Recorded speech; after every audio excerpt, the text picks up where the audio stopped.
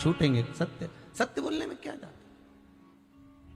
सीता जी को ध्यान आया, हाँ मैंने एक गलती करी थी, जो फूल आए थे उसमें से मैंने पुष्प को सूंघ लिया था। भगवान राम को बिना दिए, राम जी के बिना सुगंधित लिए मैंने सूंघ लिया। अब क्या करूं, अब बोलो क्या करा। देव ऋषि नारद ने कहा, माता जानकी एक काम करिए, अब तुलसी के पत्र को कहिए कि कमल के पुष्प की जो सुगंध ली है उसको छोड़कर अगर मैंने पति की सेवा में कोई कमी रखी हो और उनसे कोई चीज बिना दिए मैंने समर्पित कर ली हो, बिना दिए मैंने अगर ग्रहण कर ली हो, तो मेरा ये तुलसी का पत्र अगर ऐसा हो तो अवश्य लगे। अगर कुछ रह गया हो, कमल के पुष्प की सुगंध के सिवाय अगर मैंने कुछ रह गया हो। सीता जी ने विनती करी, तुलसी का पत्ता उड़ा, उड़कर वापिस पुनः उसी डाली में वापिस लग गया, वापिस लग गया। देव ऋषि नारद से माता जानकी जी ने कहा, अब तो आप भोजन करेंगे ना मेरे हाथ का। सीता जी बोली, आप भोजन करोगे ना देव ऋषि नारद। नारद जी बोले, हाँ अब मैं भोजन करूंगा, चलो मां चलते।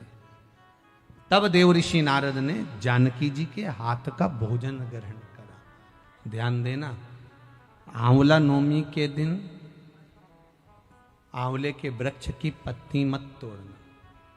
जिस दिन माता तुलसा का स्मरण कर रहे हो, द्वादशी तिथि हो, चतुर्दशी तिथि हो, संक्रांति हो, आदिक जो तिथियों का वर्णन करा गया है विष्णु पुराण आदिक में, उन तिथियों को तुलसी का दल मत तोड़ो। अब आप लोग कहोगे गुरुजी वैकुंठ चतुर्दशी आएगी, तो उस दिन तो आप बताते हो कि हरिहर मिलन होता है।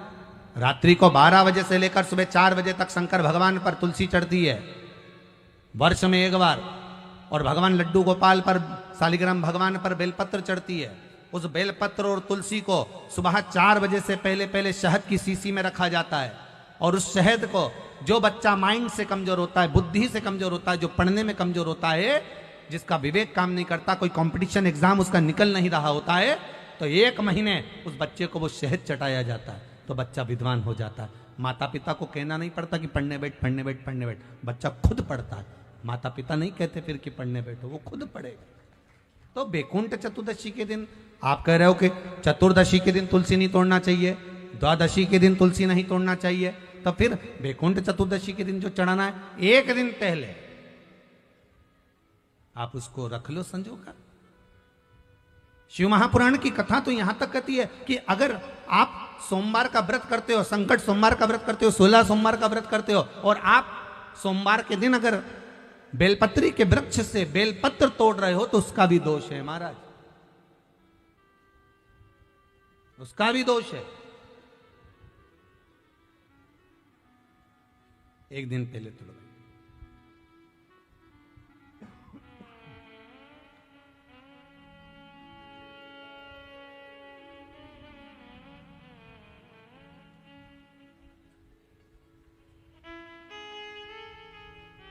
कई लोगों की तो आदत रहती है, आज सोमवार है आज ही पत्ती तोड़वाएंगे, उसका दोष लगता है।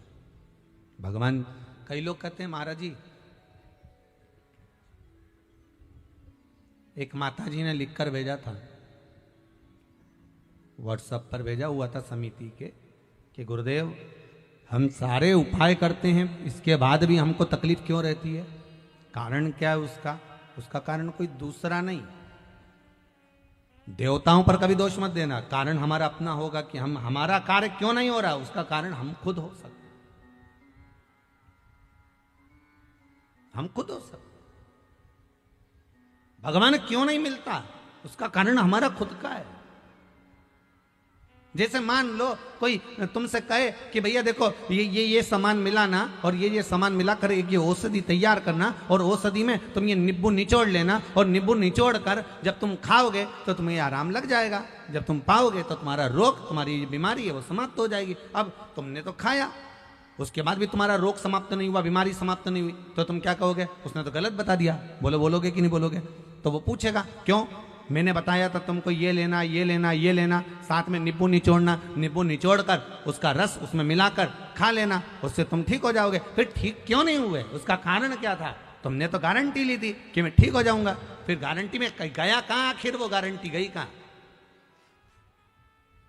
जब सियोर वाला महाराज इतना छाती ठोक ठोक के कहे कि ये करो इसके करने से ये फल मिलेगा, ये करो इसके करने से ये फल मिलेगा, फिर हमारा काम क्यों नहीं हुआ? हमें दुख क्यों मिला? हमें तकलीफ क्यों मिली? उसका कारण समझ लेना।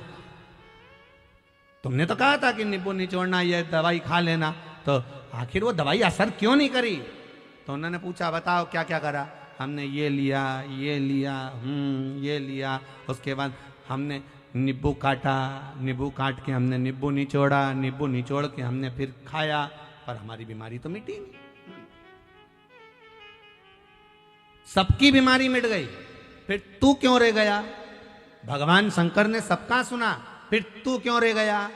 तुझे दुख क्यों आ गया? तुझे तकलीफ क्यों आ गई? फिर से बता कि मैंने ये डाला ये डाला ये डाला, नींबू निचोड़ा, फिर उसको खाया, पर मुझे आराम नहीं लगा। उसका कारण क्या है? तो फिर जिसने दवाई बताई थी उसने पूछा ये बता कि तूने नींबू निचोड़ा तो कैसे निचोड़ा? कि ऐसे ही निचोड़ा। नहीं नहीं, नींबू तूने निचोड़ा तो निचोड़ा कैसे? अरे तो उसको काटा। अच्छा, तो काटा कैसे? कि लोहे के चक्कू से काटा।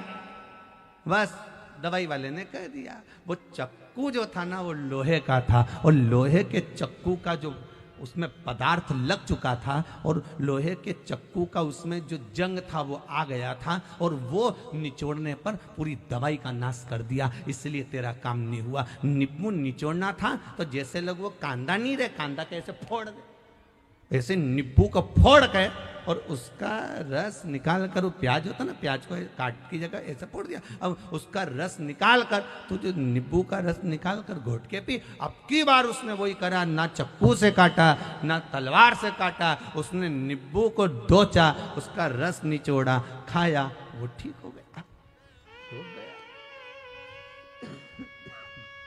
रोग समाप्त।